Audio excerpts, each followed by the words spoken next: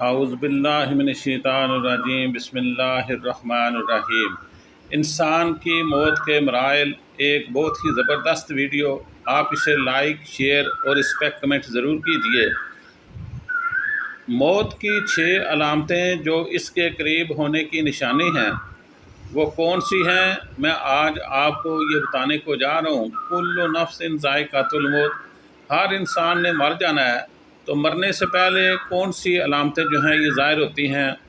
بہت ہی زبردست ویڈیو ہے، آئیں پھر شروع کرتے ہیں۔ موت کی چند علامتیں جو اس کے قریب ہونے کی نشانی ہیں۔ موت کے 6 مراحل ہوتے ہیں۔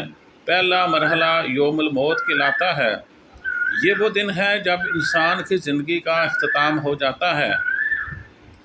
اس دن اللہ تعالیٰ فرشتوں کو حکم دیتا ہے کہ وہ زمین پر جائیں اور انسان کی روح قبض کریں تاکہ اسے اپنے رب سے ملاقات کے لیے تیار کیا جا سکے۔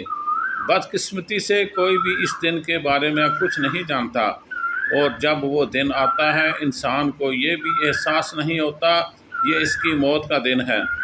تاہم انسان اپنے جسم میں تبدیلیاں محسوس کرتا ہے، مثلاً ان میں سے چند ایک حسب ذیل ہیں۔ مومن کے دل کو اس دن خوشی اور سکون ملتا ہے، جبکہ برے اعمال کرنے والے کو سینے اور دل میں دباؤ محسوس ہوتا ہے۔ صلو علی الحبیب صلی اللہ تعالیٰ علیہ وسلم۔ یہ پہلا مرحلہ ہے، یعنی جس میں جو مومن لوگ ہوتے ہیں وہ تو خوشی محسوس کرتے ہیں، اور جو برے اعمال والے ہوتے ہیں ان کے سینے اور دل میں دباؤ محسوس ہوتا ہے۔ اس مرحلے پر شیطان اور جنات فرشتوں کے نزول کو دیکھتے ہیں، لیکن انسان انہیں نہیں دیکھ سکتا۔ قرآن کریم میں اس مرحلے کا ذکر یوں بیان کیا گیا ہے، جس کا ترجمہ آپ کی خدمت میں پیش خدمت ہے۔ اور اس دن سے ڈرو جس دن تم اللہ کی طرف لوٹائے جاؤ گے، پھر ہر جان کو اس کے کیے کا پورا بدلہ دیا جائے گا۔ سورۃ البقرہ کی یہ آیت نمبر 281 ہے، جس میں اللہ تعالیٰ نے فرمایا، اے انسان، اور اس دن سے ڈرو جس دن تمہیں اللہ کی طرف لوٹائے جاؤ گے، پھر ہر جان کو اس کے کیے کا پورا بدلہ دیا جائے گا۔ یہ پہلا مرحلہ میں نے آپ کو بتایا۔ اب ہم دوسرے مرحلے کی طرف آتے ہیں۔ دوسرا مرحلہ کیا ہے؟ دوسرا مرحلہ یہ ہے کہ روح کا تدریجی طور پر جسم سے نکلنا، یہ دوسرا مرحلہ ہے۔ یعنی روح جو ہے یہ جسم میں یکدم نہیں نکلتی، بلکہ آہستہ آہستہ جسم سے یہ نکلتی ہے۔ یہ مرحلہ پاؤں کے تلوؤں سے شروع ہوتا ہے۔ روح آہستہ آہستہ اوپر کی طرف بڑھتی ہے، ٹانگوں، گھٹنوں، پیٹ، ناف اور سینے سے گزرتی ہے، یہاں تک کہ وہ ایک مقام پر پہنچتی ہے جسے ترقی کہا جاتا ہے۔ اس مقام پر انسان تھکن اور چکر محسوس کرتا ہے اور کھڑا ہونے کے قابل نہیں رہتا۔ اس کی جسمانی طاقت بالکل ختم ہو جاتی ہے، لیکن وہ اب بھی نہیں سمجھ پاتا کہ اس کی روح جسم سے نکل رہی ہے۔ تیسرا مرحلہ کیا ہے؟ تیسرا مرحلہ اب میں آپ کو بیانے جا رہا ہوں۔ تیسرا مرحلہ ترقی کا مرحلہ ہے۔ قرآن کریم میں اس کا ذکر یوں آیا ہے، ترجمہ آپ کے سامنے پیش خدمت ہے۔ ہرگز نہیں جب روح حلق تک پہنچ جائے گی اور کہا جائے گا کون جھاڑ پھونک کرے گا، وہ سمجھے گا یہ جدائی کا وقت ہے، اور ایک پنڈلی دوسرے پنڈلی سے لپٹ جائے گی۔ یہ سورہ قیامہ آیت نمبر 26 تا 29 کا یہ ترجمہ میں نے آپ کے سامنے بیان کیا ہے کہ ہرگز نہیں جب روح حلق تک پہنچ جائے گی اور کہا جائے گا کون جھاڑ پھونک کرے گا، وہ سمجھے گا کہ یہ جدائی کا وقت ہے، اور ایک پنڈلی دوسری پنڈلی سے لپٹ جائے گی۔ ترقی حلق کے نیچے کے 2 ہڈیوں کو کہا جاتا ہے جو کندھوں تک پھیلتی ہے۔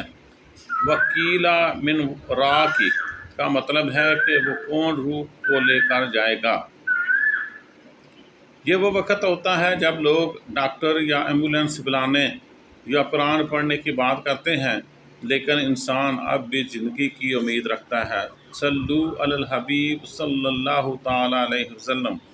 وَظَنَّ إِنَّهُ فِرَاقٌ کا مطلب ہے کہ انسان کو موت کے قریب ہونے کا احساس ہوتا ہے، لیکن وہ اب بھی بقا کی کوشش کرتا ہے۔ والتفت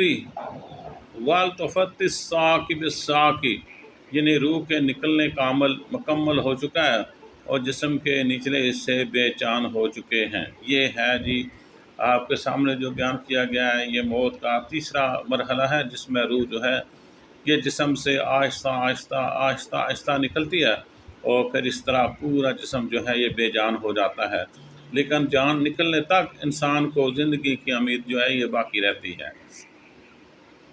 چوتھا مرحلہ جو موت کا ہے وہ القوم اسے کہتے ہیں۔ اس مرحلے میں کیا ہوتا ہے؟ یہ موت کا آخری مرحلہ ہے جو انسان کے لیے انتہائی مشکل ہوتا ہے، کیونکہ اس کے سامنے پردے ہٹ جاتے ہیں اور وہ اپنے ارد گرد موجود فرشتوں کو دیکھتا ہے۔ یہاں سے انسان آخرت کو دیکھنا شروع کرتا ہے۔ ہم نے تمہاری آنکھوں سے پردہ ہٹا دیا، آج تمہاری نظر تیز ہے۔ یہ سورہ قاف کی آیت نمبر 22 ہے۔ یہ موت کا آخری مرحلہ ہوتا ہے، جس میں یہ ہوتا تو بہت مشکل ہے، کیونکہ اس میں انسان کی آنکھ سے پردے جو ہیں یہ ہٹا دیے جاتے ہیں اور اسے فرشتے بھی نظر آنے شروع ہو جاتے ہیں، یہاں تک کہ انسان آخرت کو بھی دیکھنا شروع کر دیتا ہے۔ قرآن کریم میں ہے، ہم نے تمہاری آنکھوں سے پردہ ہٹا دیا، آج تمہاری نظر تیز ہے۔ قرآن مجید میں اللہ تبارک و تعالی جل جلالہ و عظم و شانہ فرماتے ہیں، پھر کیوں نہیں جب روح حلق تک پہنچ جائے اور تم اس وقت دیکھ رہے ہو، ہم تم سے زیادہ قریب ہیں لیکن تم دیکھ نہیں سکتے۔ یہ سورۃ واقعات کی آیت نمبر 83 تا 85 ہے۔ یہ وہ وقت ہے جب انسان اللہ کی رحمت یا غضب دیکھتا ہے۔ وہ اپنی زندگی کے اعمال کو اپنی نظروں کے سامنے گزرتا ہوا دیکھتا ہے اور شیطان اسے گمراہ کرنے کی آخری کوشش کرتا ہے۔ اللہ تعالیٰ بوقت موت ہمیں شیطان جو ہے اس کے گمراہ کرنے کے وسوسے سے اللہ تعالیٰ اپنی حفاظت میں رکھے اور ہمارے دین و ایمان کو سلامت رکھے۔ قرآن کہتا ہے، اور کہو اے میرے رب، میں شیطان کے وسوسوں سے تیری پناہ مانگتا ہوں اور اس سے بھی کہ میرے پاس آئیں۔ صلو علی الحبیب صلی اللہ تعالیٰ علیہ وسلم۔